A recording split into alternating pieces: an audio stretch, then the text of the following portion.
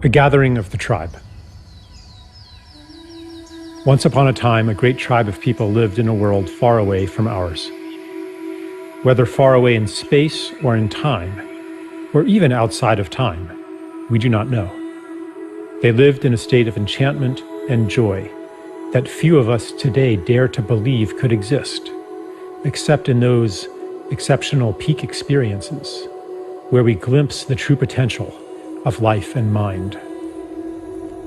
One day, the elders of the tribe called a meeting. They gathered around, and one of them spoke very solemnly. "My friends," she said, "there is a world that needs our help. It is called Earth, and its fate hangs in the balance.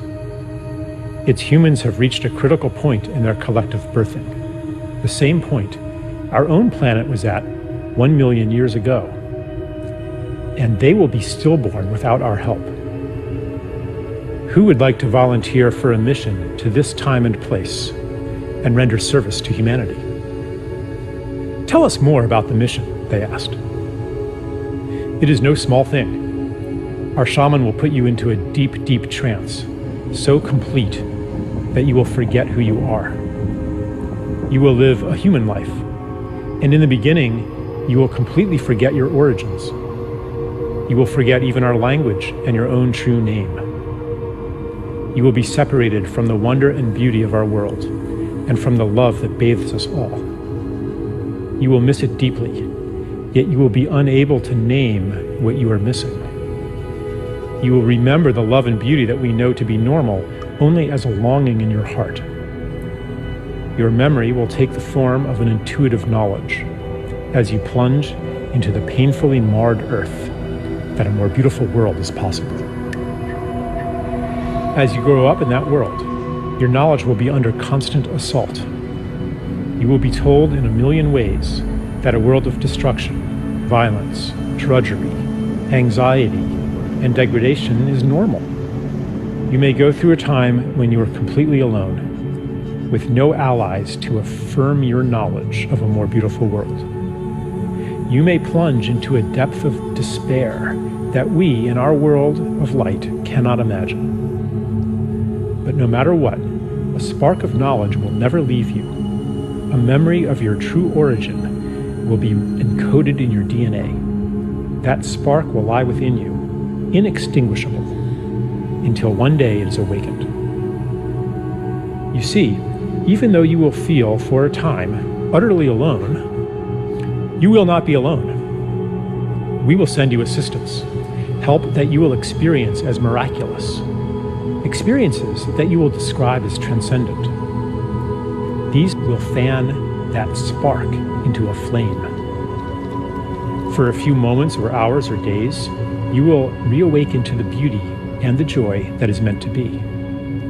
You will see it on Earth. For even though the planet and its people are deeply wounded, there is beauty there still, projected from past and future onto the present as a promise of what is possible and a reminder of what is real.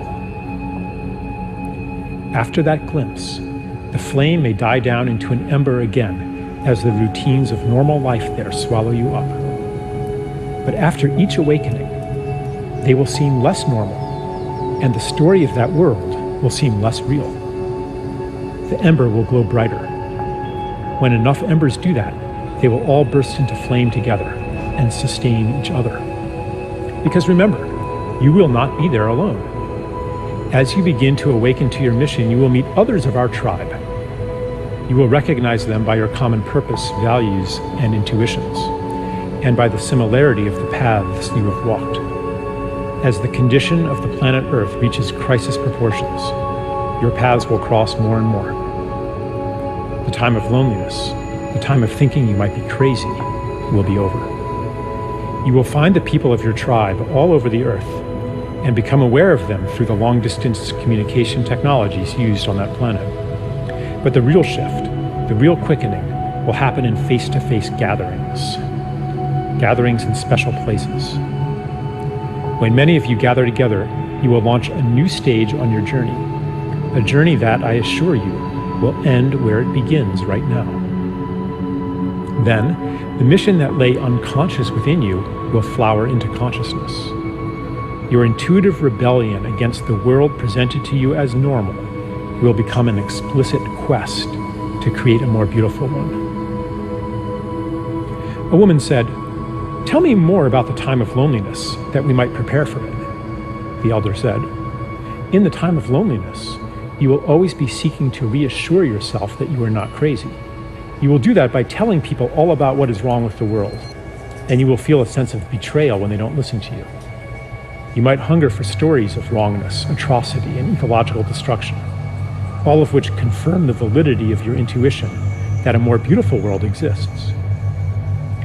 But after you have fully received the help we will send you, and the quickening of your gatherings, you will no longer need to do that, because you will know. Your energy will thereafter turn toward actively creating that more beautiful world." A tribeswoman asked, "How do you know this will work? Are you sure our shaman's powers are great enough to send us on such a journey?" The elder replied, "I know it will work because he has done it many times before. Many have already been sent to Earth to live human lives and to lay the groundwork for the mission you will undertake now. He's been practicing. The only difference now is that many of you will venture there at once. What is new in the time you will live in is that you will gather in critical mass and will each awaken the other to your mission. The heat you will generate will kindle the same spark that lies in every human being. For in truth, each one is from a tribe like ours. The whole galaxy and beyond is converging on Earth, for never before has a planet journeyed so far into separation and made it back again. Those of you who go will be part of a new step in cosmic evolution." The tribesman asked, "Is there a danger we will become lost in that world and never wake up from the shamanic trance? Is there a danger that the despair, the cynicism, the pain of separation will be so great that it will extinguish the spark of hope, the spark of our true selves in origin, and that we will be separated from our beloved ones forever?" The elder replied, "That is impossible. The more deeply you get lost, the more powerful the help we will send you. You might experience it at the time as a collapse of your personal world, the loss of everything important to you. Later, you will recognize the gift within it. We will never abandon you." Another man asked, "Is it possible that our mission will fail and that this planet Earth will perish?" The elder replied, "I will answer your question with a paradox. It is impossible that your mission will fail, yet its success hangs on your own actions. The fate of the world is in your hands. The key to this paradox lies within you, in the feeling you carry that each of your actions, even your personal secret struggles, has cosmic significance. You will know then, as you know now, that everything you do matters." There were no more questions. The volunteers gathered in a circle, and the shaman went to each one. The last thing each was aware of was the shaman blowing smoke in his or her face. They entered a deep trance and dreamed themselves into the world where we find ourselves today.